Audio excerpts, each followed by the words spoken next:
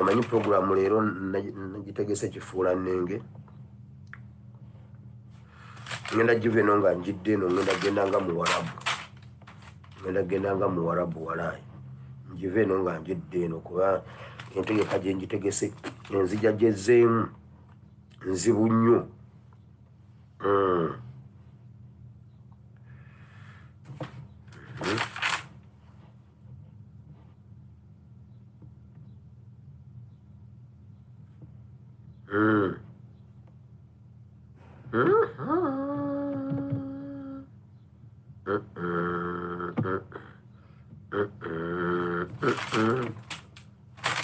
Okay, kakati tutandise.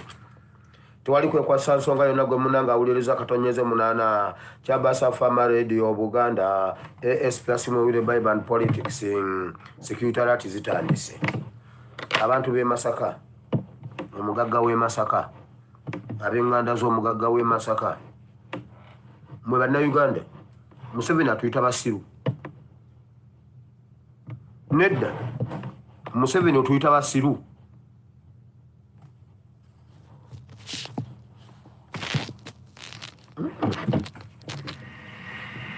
Soka wama mudindiko. Museveni otuyita basiru kamala okutera.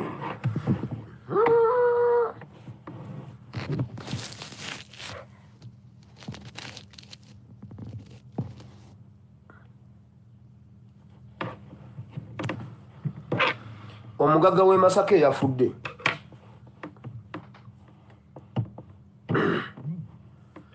Omugagga w'e Masaka yatemuddwa. Muwulire bino. Omugagga w'e Masaka tannaba kugwa ku kabenje. Njagala mutandika okunoonyereza kati.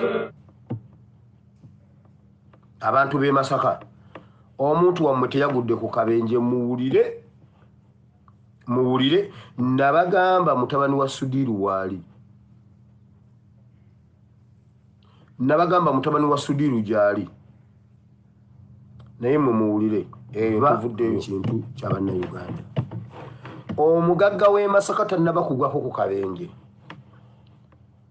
Najja wano ne mbawoninga ne mbagamba abantu mwenna abakolera Museveni eno ttaani eriwo muwedde ne mubiyita ebyokusaaga.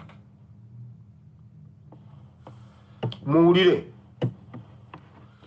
abantu mwenna nga mukolera Museveni mwawedde dda temukyalina kye mutugamba. Omusajja oyo aludde ng'akolera Museveni era ng'abakolera buli tawuni gy'omanyi mu Uganda abantu abalina ssente ebitundu 98 ku buli 10 ssente ze balina za Museveni za last family. Omwami ono y'omu ku bo.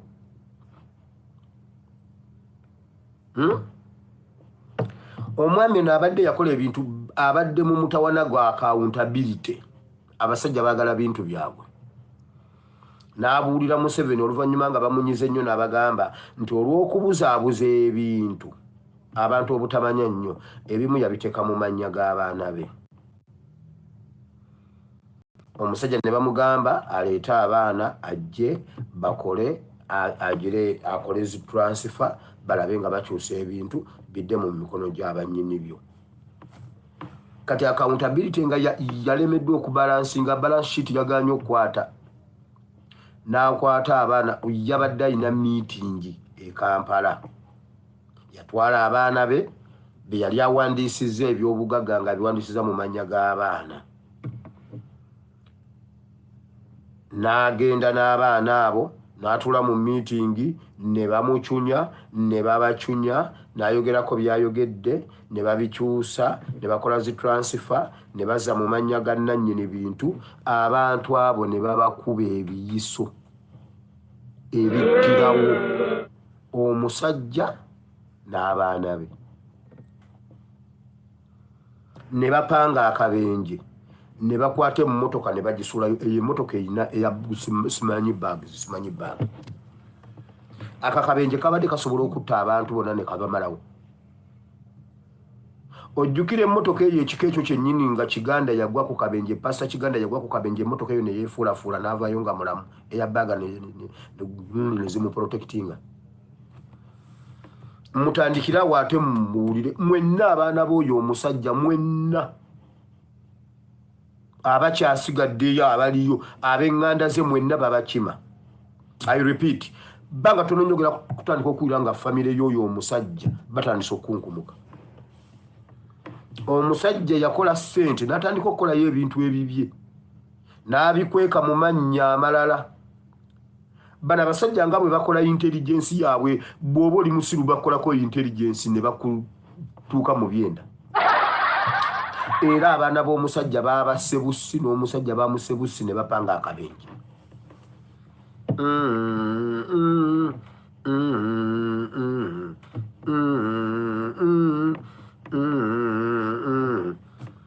Eyabaga zabaddewa okutaasa oyo omusajja akakabenje okakasa kabadde kasobola okubatta ne kabamalawo. Eyasoose omulaba yabadde ani oyo yasoose okulaba akabenje ako alyoka alipotinga nti omugagga w'e Masaka afudde. Omugagga atali ku social media nti amanyiddwa kubanga omuntu bw'aba munnabyabufuzi ng'agudde kabenje osoga nti ntabange nti breaking news nti gundi agudde kabenje ng'amanyiddwa. Abeera ku zi TV ayogera bino eby'ebyobufuzi ebya blogging ebyaki oba ebya mawulire radio presenter TV presenter. Ani yategedde nti omugagga afudde. Yamutuuse kata namanya nti mugagga w'e Masaka. Emirambo mwagirabyeko ku siini. Muyina akatambi konna ng'akabenje bwe kagwa abadduukirize smartphones zikola nnyo. Muyina omulambo gwe mwalabye bwe gwabadde mu kabenje.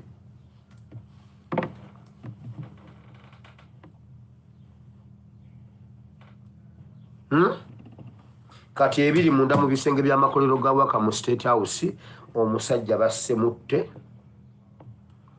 n'abaana be kubanga lwabadde luyombo lwennyini atutte ebbanga ng'ali mu kulwana ne accountability.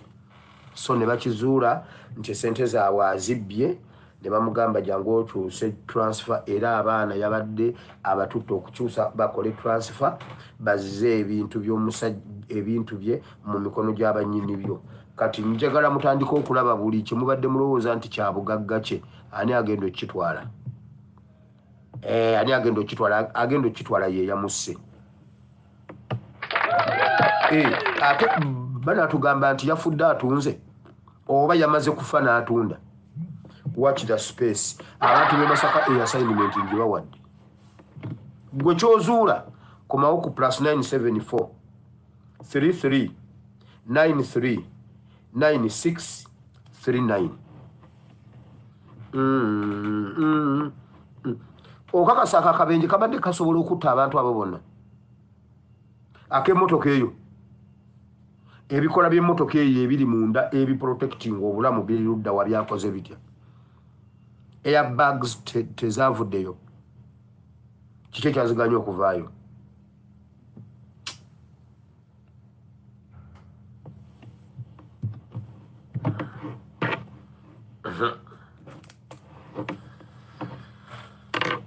Nsaba bannayuganda mwenna abakyalimu empeke naddala ab'oku social media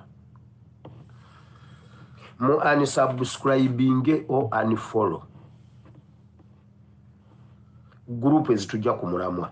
Mulaba okuva bakasukulu bwe bagenda mu State House mubalaba bwe bagenda ne beekolamu obukundi. Beekolamu obukundi okutwala social media bateekawo entalo ez'ekisiru unnecessary gundi bayinamu group tebava ku social media ono abeera avaako ng'ono agirawo bano nga bajja batambula butambuzi bati Kasuku Zubeda gundi ono Mimwa Bigodo nani Bruno Kechiro babeerawo nga beekola bwe bati ate babasasulira ne boosting. Baboostinga bipeji byabwe oba olaba birala nga bo bajja ne bakolaga nti unsubscribe bablocking bw'olaba oguntu gwabwe togutambuza. Mbeegayiridde bw'olaba oguntu gwabwe tokomentingako kubanga bw'okomentingako buli akulina ajja kugulaba. Tolayikinga tokomentinga tosharinga. Just leave it there. Bw'oba ogulabye togukwatamu tokolako kintu kyonna. blockinga otambula ogende mbeegayiridde ekyo kye tulina okukola otherwise ebintu ebyamakulu bagezaako bisuffocatinga baleeta wagabuuzibuuzi ag'ekisiru agatalutala agatalina makulu unsubscribe them block them otherwise bwe tutagenderera diversion kati abo ye problemu ya struggle kati ye problemu y'eggwanga Uganda togukwatamu balina engeri gye bepositioninga bano bali eno bano bali eno ono akyuka ajjako eno ono ajjako eno ono ajja bwati ono ajja bwati ono nadda bwati ono nadda bwati ne baleeta kino ne baleeta kino ono nakola bwati ono namuddiza ono naleeta ono unsubscribe buloko zemu to sharinga to commentinga to likinga tuba blocking ddala okuva ku TikTok okuvira ddala ku TikTok ku YouTube ne ku Facebook wabula tutwale struggle mu maaso buli lunaku senga bavaako abantu 1,000 kale 10,000 buli lunaku nga enamba zigwa 10,000 tunagenda okumalako omwezi tebajja kudda ku social media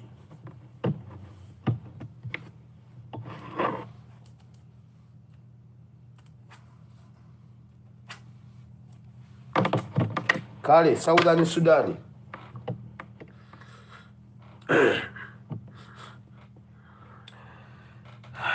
programu etandise ya security alert simuulire bulungi security alert zino Museveni ateekateeka ali mu kulwana nnyo ensonga za Southern Sudan zimukutte ku international level n'ebirala binango tugenda biraba ateekateeka okuyita Salva Kiir ne Riek Machar okubaleeta e Kampala mu State House e Kampala okwogera nabo naye okupozinga mu bifaananyi bye baagala okuteeka ku media ku international scene n'awala wonna okulaga nti Museveni is the uniting factor ku gundi ezo ku nju ezo zombi okulaga nti Museveni w'amaanyi mu region ateekateeka okubayita era mu bisenge by'amakolero ga Waka Museveni bw'alaba nga kimulidde nnyo Museveni ayinza okwekyusiza Salva Kiir n'adda ku sayidi ya Riek Machar n'akwata obuyinza n'abuwa Riek Machar esawa yonna okuva kati bw'alaba kiganye nga kimulyanga Riek Machar yasobola omutaasa agenda kwefuulira Kiir Salva Kiir awambibwe Riek Machar atwale entebe naye Museveni agenda sooka bayita mu State House esawa yonna okuva leero musobola obalaba ekiro kya leero musobola obalaba enkya kubanga yabayitanga batabani be mujje kakati omuntu ali okumpi ne Riek Machar mutugambire mu abali Southern Sudan nga muwulira nga musobola okuvuunula mu gundi zino ng'olina w'osobola okuyisa n'ogamba abanweri bagambe Riek Machar tageza n'alinnya Uganda. Let him boycott Museveni. Yes, Museveni ateekateeka okubayita e Uganda apozinge nabo asobole okulaga nti nno ye uniting factor mu ggwanga nti mu region yawo yasobola okuzza embeera mu nteeko. Kino kiddiridde oluvannyuma lwa Museveni okufuna ekiwandiiko okuva mu UN ekikwatagana ku Southern Sudan. Mwabaddemu ensonga nnyingi nnyo, mwabaddemu nga bamugamba ku nsonga za Southern Sudan. Ekiwandiiko kino nno kyabadde kyamutawana mwalabye mu gundi muhoozi n'Abamerika. Simanyi bw'ali ne ambassador wa America, simanyi beesika mu mikono, simanyi biki wa sikwesika. UN USA badelivalinze ekiwandiiko ekirimu bino olutalo lwa Southern Sudan n'ekita abantu ekyali mu Southern Sudan. Mwabaddemu abantu 11 abagenda okuweebwa sanctions nga Museveni ne mutabani we kwebali ebigenda okuddako kuba abazungu bakola ebintu byabwe nga si byakwekweka balitera okuba open buba nga balina kye bakwagaza oba kye bagenda okukola kubanga ne Kagame yakifuna tebina babbeerawo yakimanya kati wamawulira bamugambye mwabaddemu ensonga ezi ensonga y'olutalo lwa Southern Sudan gundi n'ekita abantu mwabaddemu abantu 11 abagenda okuweebwa sanctions oba abaweereddwa sanctions mu Uganda, then nga including Museveni ne family ye, Muhoozi ne family ye. Mwabaddemu musaba report ey'akalulu ka 2026 nga tannaba kulowooza ku kyakulayira ateekwa okuwa report y'akalulu ka 2021. So abantu mwenna abeekalakaasa mu diaspora bannange mwongereemu amaanyi tubeegayiridde, mwongereemu amaanyi buli omu kyakola kikole. Twongeremu amaanyi, tetuggyako kigere. Ensolo yo ku kizigo erabika nga kweri. Kale nno omusajja mukulu bimusobedde. Apretendinga nti abantu balinnya mu kimu. Bwe bakulaga ebifaananyi nga basisinkanye n'ambasada wa Amerika, bakulowoozesa nti waliwo ensonga ey'amaanyi ennyo eri wakati w'ababiri abo nti balina ekyama ekitasobola kuwaliriza mu Amerika kuva mu bantu bano abali mu buyinza. Naye ate ng'Omumerika ye muntu omuzibu ennyo, akusekera kungulu, naye ate ng'amazima aba agamanyi kubanga nabo bakooye enfuga y'obwannakyemalira. Kyova olaba ensangi zino abakulembeze b'Afirika bonna abaludde ku bukulembeze bali mu kusattira kubanga balaba Trump ali mu ttaamu ye egenda. Yagambye nti ye agenda kufaafaagana ne bannakyemalira, tayagala bantu batulugunya mawanga ge bakulembera. Kakati bano bakubuzaabuza bakulaga nti Muhoozi enkya n'eggulu asisinkana ambasada wa Amerika mu Uganda ne babaako bye bawayaamu. Era akulaga nti waliwo ensonga enkulu gye boogerako ng'ababiri gye baagala Amerika gyeyagala Mwai Museveni ne mutabani we bakwateko nga bakyali mu kiseera kyabwe eky'obuyinza. Ate nga gwe Munnayuganda alaba nti bali mu ttaamu egenda nti obuyinza bwabwe buggwako. Ekyo kikumenya emitima. N'ogamba nti ate abantu be tulowooza nti bayinza otuyamba ate bwe bali mu kusikaŋŋana ne bali mu mikono, baba babaleetedde obubaka obulaga nti abange ekyammwe kiweddeko. Mugire mu puripeyalinge mukwase bannayuganda obuyinza mu mirembe. Bwe balemererako, ekyagudde ku Kagame ewaabwe kituuka. Nanti bamutaddeko sanctions, takkirizibwa kutambula genda mu ggwanga lya Amerika, takkirizibwa kubaako product yonna eya Rwanda gy'atunda ku katale k'ensi. Kakati ababadde bamuwaga nti be bamuwa ku nsimbi ezitambuza obukulembeze bwe, ate be bamuvuddemu. Kye kimu kye kijjira ne Mwami Museveni. Sanctions zaalumye dda mu bantu 11 abanene mu gavumenti ye. Kakati ye bw'akulaga nti affe n'Abamerika tetulina buzibu, tuli mu good terms, awo aba akulimba. Okwekaza kya buntu, asobola okwekaza naye ng'ate ku mutima amanye amazima nti ekyamazima obusajja bundimu, era essaawa yonna akkiriza nti buyinza omumukuba singa aba alemeddeko, singa agaana okukola ebyo ebimusabiddwa. Nanti baamusabye lipooti y'akalulu aka 2026 nga tannaba kulowooza ku kyakulayira. Awo waategedde nti Bobi Wine amulimu nga ntunuka. Okubula kwa Kyagulanyi si kubula bubuzi, wabula alina omupiira gw'azannya munda awo, naye abakulu bagenda kukkakkana nga bagwekubye mu katimba ate bo bennyini nnyini.